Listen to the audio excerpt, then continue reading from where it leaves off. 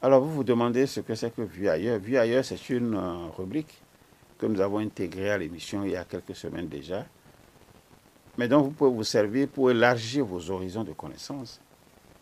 Élargir vos horizons de connaissances en vue de prendre des décisions concernant votre avenir, l'avenir de vos pays et l'avenir de vos continents, l'avenir de l'humanité tout entière. Les Noirs d'Afrique et de la diaspora bénéficient-ils aujourd'hui d'une attention de la part des dirigeants des puissances anciennement coloniales? Ou qu'est-ce qui se passe à ce niveau? Y a-t-il sur cette terre un peuple qui subit tant de mépris comme les Noirs? Pourquoi les pays africains traitent-ils le pas dans la Constitution, comme je l'avais formulé, d'un État fédéral fort, un État puissant, en réponse à l'appel de Kwame Nkrumah? Souvenez-vous que la superficie de la Corée du Sud est seulement de 100 210 km². Je dis bien 100 210 km². Et la surface de l'Afrique, ça fait 36 millions de km². Et ce tout petit État, pauvre il y a 60 ans, a réussi à faire asseoir des chefs d'État africains pour leur prêter de l'argent à leur pays. N'y a-t-il pas là un sujet qui fait réfléchir?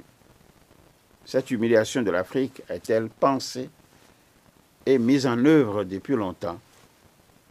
Vue ailleurs vous présente dans ce premier exemple le massacre des Noirs qui étaient allés sauver la France pendant la Seconde Guerre mondiale.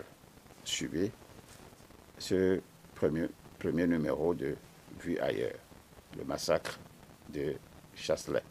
Seconde Guerre mondiale, quand l'armée allemande massacrait des tirailleurs sénégalais. Il y a 80 ans, des tirailleurs africains étaient massacrés au nord de Lyon alors qu'ils tentaient de ralentir l'avancée des nazis.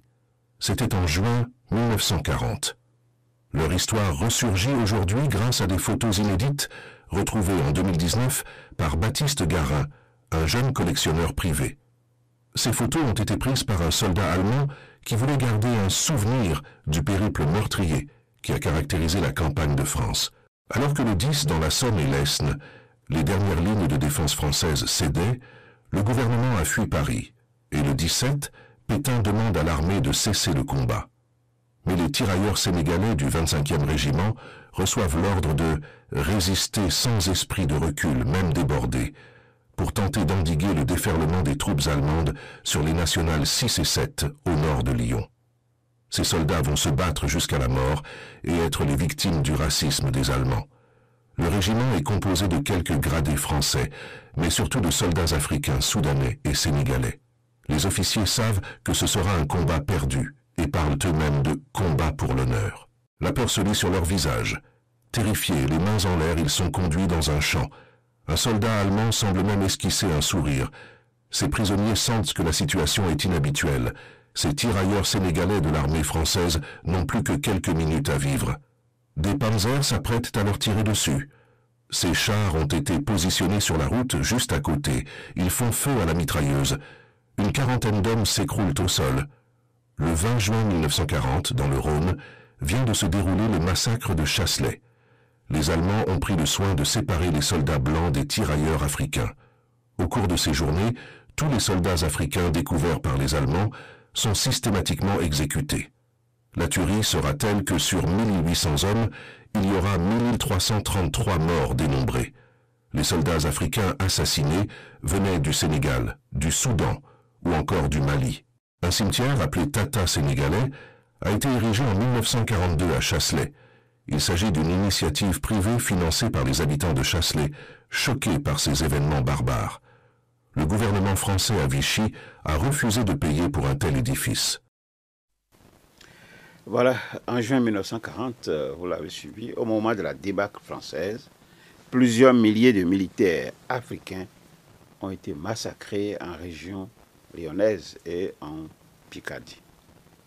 Près de 180 000 soldats venus des colonies africaines de la France, ceux qu'on appelait les tirailleurs sénégalais, mais qui venaient aussi d'autres pays d'Afrique de l'Ouest.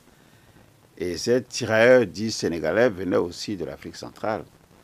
Tous ont été mobilisés sur le front. Ces tirailleurs ont été engagés dans des combats très durs et se sont battus avec un grand courage. À la fin des combats, entre 1500 et 3000 de ces hommes sont massacrés par les Allemands. Et les prisonniers politiques étaient séparés des Blancs avant d'être fusillés à l'écart. Vous avez suivi. Alors qu'Hitler évoquait une France négrifiée et que les unions mixtes étaient interdites outre-Rhin depuis les lois de Nuremberg en 1935, ces massacres, le massacre de Chasselet, se nourrissent du racisme officiel, du national-socialisme, lequel a intégré de nombreux éléments de l'idéologie raciale européenne construite au XIXe siècle. N'oubliez pas d'enseigner à vos enfants qu'environ 200 000 tirailleurs sénégalais ont participé à la Première Guerre mondiale et 140 000 tirailleurs sénégalais ont participé à la Seconde Guerre mondiale. Au moins 60 000 d'entre eux ont perdu la vie au cours de ces deux guerres pour sauver l'Europe. Les tirailleurs sénégalais étaient également au front pendant la guerre d'Indochine, en Algérie et à Madagascar. Un massacre colonial longtemps oublié, le massacre de Thiaroye, que vous présente ici, vu ailleurs. Nous aurons l'occasion de revenir pour faire nos commentaires. Le massacre de Thiaroye. C'est le film de ce début d'année. Dans Tirailleurs, Omar Sy joue le rôle d'un père de famille sénégalais qui s'engage dans l'armée française pour rejoindre son fils enrôlé de force lors de la Première Guerre mondiale. Et c'est une histoire sensible car elle revient sur la mobilisation des tirailleurs africains durant la Première Guerre mondiale. Mais au fait, qui étaient au juste ces tirailleurs sénégalais? Ont-ils été la chair à canon de la France comme certains l'ont dit? Ont-ils été oubliés après la guerre?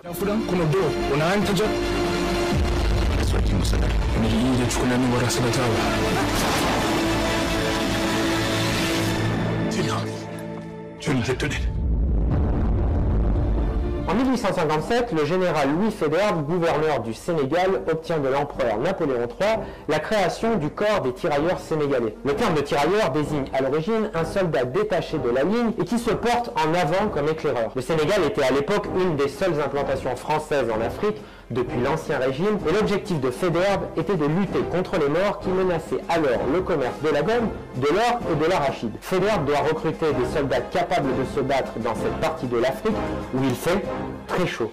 Mais vraiment très chaud. Un climat qui fait souffrir les militaires français. Beaucoup de soldats sont séduits par le recrutement en raison de la solde, environ 50 francs, une somme énorme dans une région qui connaît des famines. Et ces soldats deviennent alors l'instrument privilégié de la colonisation française en Afrique, qui permettra aussi de recruter d'autres soldats dans les territoires alentours à partir des années 1880. En 1910, dans un livre intitulé La Force Noire, le lieutenant-colonel Charles Mangin vante les qualités militaires des tirailleurs africains et plaide pour leur recrutement massif face au manque d'effectifs dans l'armée française. Les tirailleurs ont-ils été enrôlés de force dans la Grande Guerre? Jusqu'en 1914, tous les tirailleurs africains sont des volontaires. Lorsque la Première Guerre mondiale est enclenchée, la France décrète la mobilisation générale et l'état-major français a besoin d'augmenter les effectifs des tirailleurs africains face aux armées allemandes en France. Et c'est là qu'un point sensible apparaît. Au début du film Tirailleurs, dans une scène d'une grande violence, un soldat français blanc à cheval rattrape un homme noir qui s'enfuit et la somme pour l'enrôler de force. Bon, si cette scène a pu avoir lieu, elle demeurait tout de même une exception car les officiers français exerçaient rarement eux-mêmes une coercition physique. Il faut malgré tout dire qu'à partir de 1915, il semblerait effectivement que la majorité des recrutements se soit faite sous la contrainte. Mais cette tâche incombait souvent aux chefs de village ou de canton qui répondaient aux ordres des officiers en désignant les appelés et se chargeant de faire obéir les récalcitrants. La plupart obtempéraient, mais d'autres prenaient le risque d'une amende, voire de la prison, en présentant des hommes invalides pendant que les jeunes allaient se cacher. Après un ralentissement des recrutements dans les colonies en Afrique en 1917, pour éviter un embrasement, une nouvelle campagne a lieu début 1918, mais cette fois, la méthode change. Georges Clemenceau, alors président du Conseil, nomme le député africain Blaise Diagne, fervent partisan de l'assimilation culturelle, commissaire de la République dans les colonies d'Afrique. Diagne réussit à augmenter le nombre d'engagés volontaires grâce à un discours républicain avec la promesse d'une meilleure solde. Il promet aussi l'obtention de la citoyenneté française, des emplois réservés pour les anciens combattants ou encore l'assouplissement du code de l'indigénat. Voilà un narratif sur lequel vous pouvez revenir à tout moment, puisque c'est un narratif qui a été réalisé donc par ceux d'en face et qui peut ne pas refléter la réalité des choses. Seulement qu'il faut retenir que le 1er décembre 1944, 400 soldats rapatriés au Sénégal demandent leur solde. À quoi est-on? Leur argent. Ils ont été tués par l'armée française qui camouflera l'opération en parlant de rébellion. Aujourd'hui encore, le sang versé de ces soldats noirs qui ont participé à la libération de la France, leur sang versé réclame justice. Ce crime, au-delà des mots, ne restera pas indéfiniment impuni. Le débarquement des Alliés en Normandie, le 6 juin 1944, est considéré comme l'événement majeur ayant changé le cours de la Seconde Guerre mondiale, obligeant l'armée nazie d'Allemagne, qui s'apprêtait à attaquer le RSS d'alors, à déplacer des troupes vers l'ouest. Ce moment historique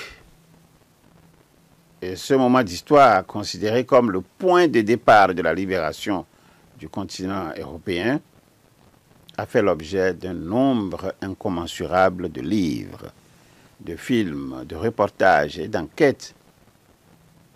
Et cela a également vu la naissance de nombreux musées et mémoriaux en Normandie et ailleurs.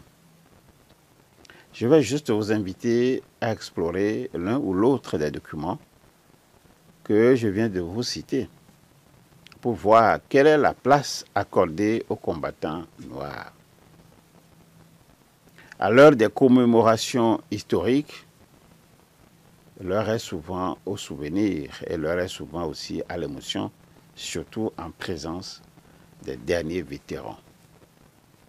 Vu ailleurs, vous rapporte ici quelques images des invités au dîner d'État à l'Élysée pendant la commémoration des 80 ans de débarquement de Normandie cette année 2024.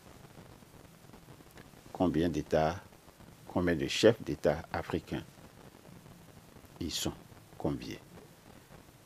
Vu ailleurs, vous présente les invités au dîner d'État à l'Élysée. Regardez bien et dites-nous après combien de chefs d'État africains vous avez constaté parmi les invités. Pour la Belgique, Carla, pour la Belgique, pour la Belgique.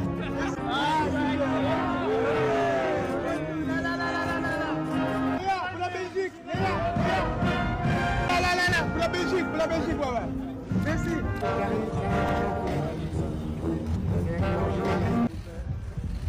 Le président, merci. Là. Merci. Là. Merci.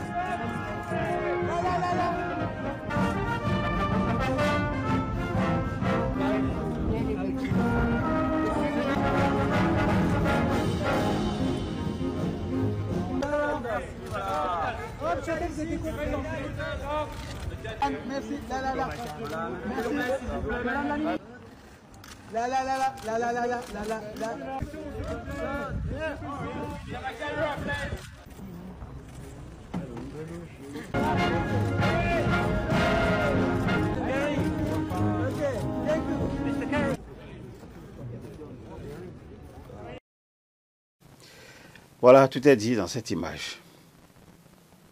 Les Noirs ne sont pas appelés à se mettre à la même table pour dîner avec leur maître d'hier et peut-être leur maître d'aujourd'hui. Il revient à la jeunesse africaine d'en prendre acte pour reprendre à l'unisson ce mot d'ordre cher au père fondateur du panafricanisme, Kwame Nkrumah, que je vais encore citer à nouveau.